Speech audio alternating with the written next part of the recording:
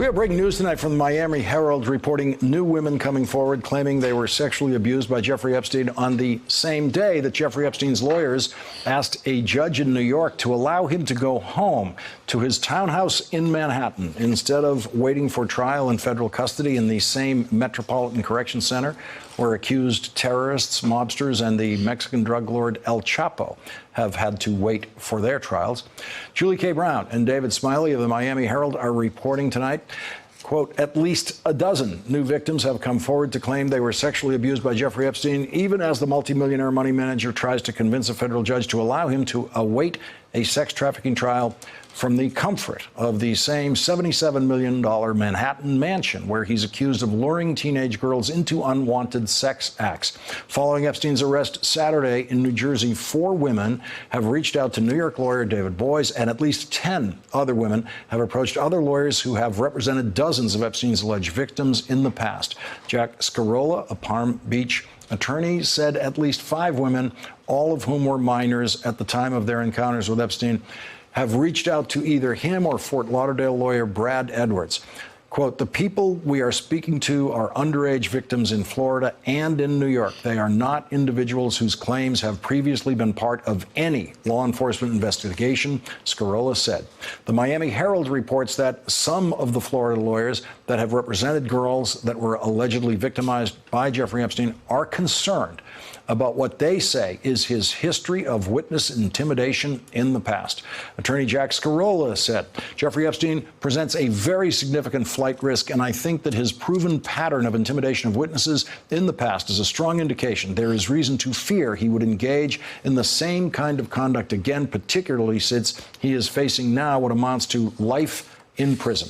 Attorney Scarola credits the U.S. Attorney in Manhattan, Geoffrey Berman, with encouraging possible victims of Jeffrey Epstein to come forward and making them feel they will be treated better this time than some girls were treated by Alex Acosta when he was the U.S. Attorney in Florida who agreed not to prosecute Jeffrey Epstein for any of the sex crimes outlined in a 53-page draft federal indictment that Alex Acosta's staff prepared before Alex Acosta decided to drop that case. Here is what the U.S. Attorney in Manhattan said on Monday that encouraged possible victims to come forward. If you believe you are a victim of this man, Jeffrey Epstein, or you have evidence or information relating to the conduct alleged in the indictment unsealed today, we want to hear from you.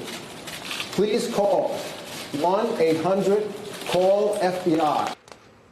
Yesterday, Alex Acosta, who is now Donald Trump's labor secretary, blamed the very forgiving deal that he made with Jeffrey Epstein when he was the U.S. Attorney in Florida on the local state prosecutor who actually did bring charges against Jeffrey Epstein that resulted in a light 13-month jail sentence in which Jeffrey Epstein was allowed to spend at least 12 hours a day, 6 days a week at his office in Florida. Alex Acosta's statement provoked this from the former Palm Beach State Attorney Barry Krishner, who said, I can emphatically state that Mr. Acosta's recollection of this matter is completely wrong. The U.S. Attorney's Office produced a 53-page indictment that was abandoned after secret negotiations between Mr. Epstein's lawyers and Mr. Acosta. The State Attorney's Office was not a party to those meetings or negotiations and definitely had no part in the federal non-prosecution agreement and the unusual confidentiality agreement that kept everything hidden from the victims. Mr. Acosta should not be allowed to rewrite history.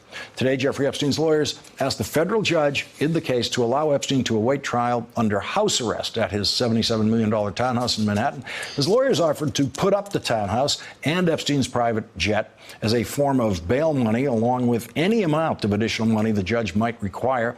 Epstein's lawyers offered to hire private armed guards to, in effect, imprison Epstein in his own home. The judge has scheduled a hearing on the bail request for Monday in federal court in Manhattan. And joining our discussion now is Mimi Rocah, a former assistant U.S. attorney in the Southern District of New York. She is an MSNBC legal contributor. And Mimi, so many new developments here. Not surprising, I suppose, that there are so many new victims coming forward claiming that Jeffrey Epstein abused them after the U.S. attorney invited them to come forward. Exactly. It's not surprising for 2 reasons. One is anyone who saw even a clip or a headline from that press conference heard the U.S. attorney and the head of the New York FBI office say, we are here for the victims. And I read something today about one of the victims from New York saying, I have renewed faith in the justice system. I trust these prosecutors. It doesn't take a lot to earn the trust of someone who's been a victim of any crime, not just sex trafficking, murder, violence, fraud.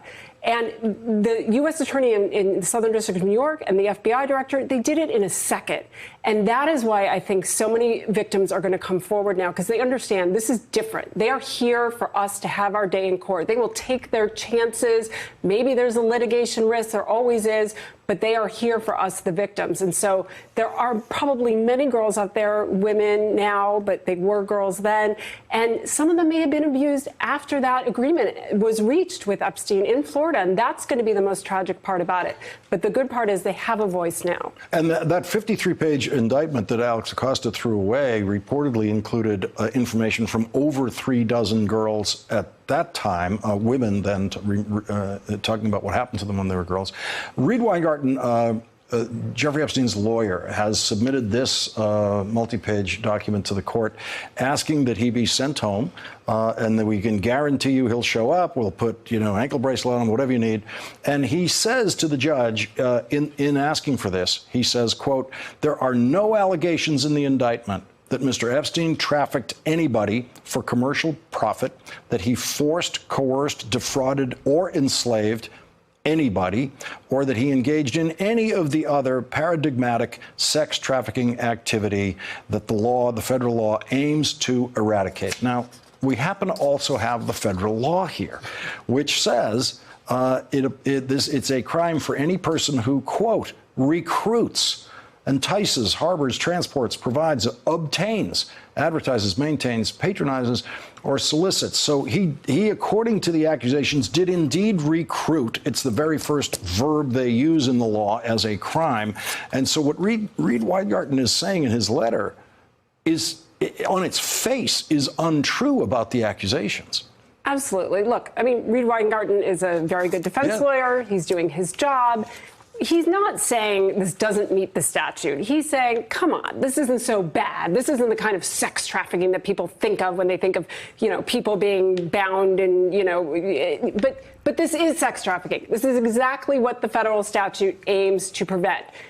Girls who are not old enough, who are vulnerable, who are susceptible to coercion, to fraud, to being lured into these kinds of schemes. This is what Jeffrey Epstein did. He preyed on vulnerable young girls.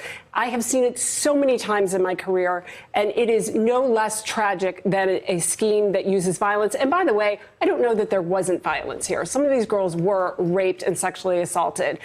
Jeffrey Epstein, look, this bail memo, it's a good bail memo for asking for bail release. It's exactly what the Southern District expected. There's no surprises here. They will have a very good response, and I look forward to reading it. And I do think he will be detained. And he's asking a judge to do this who in the past has said this kind of basically house arrest for very rich people who can afford to hire private guards and all of that to guarantee that they will show up is unfair to other defendants who cannot hire private guards and cannot provide the court with the same kind of guarantees that it costs a tremendous amount of money to provide. Right. You can't buy your way, you should not be able to buy your way out of jail, out of detention.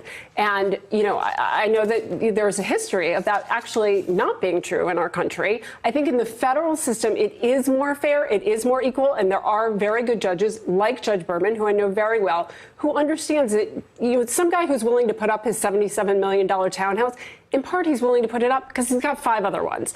That is not real security, and it also doesn't address the threat that this man poses to the victims. Part of why victims are willing to come forward right now is because he's in jail. If he is out of jail, they are more threatened by him. And so you need that security. You need witnesses. He has a history of attempting and having people attempting to tamper with witnesses.